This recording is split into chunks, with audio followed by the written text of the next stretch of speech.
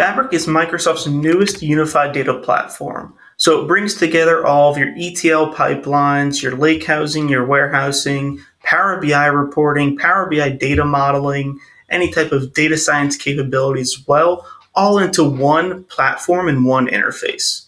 And so the real beauty of Fabric is that it doesn't just bring all these components into one interface. It actually has all of a kind of a base data lake layer called OneLake. And so every piece of data, every metadata within your Fabric environment is stored in OneLake and queryable using SQL, notebooks, Python, Spark, Power BI, really any language that you need to interact with the data, you can inside of Fabric.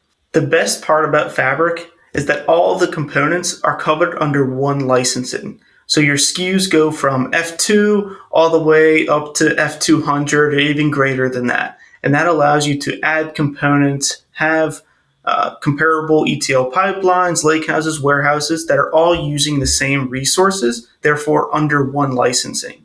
So previously, if you were using something like Azure Synapse, Databricks, any of those other data platforms, you would pay separately for each component that you used. And now Fabric brings it together under one licensing package.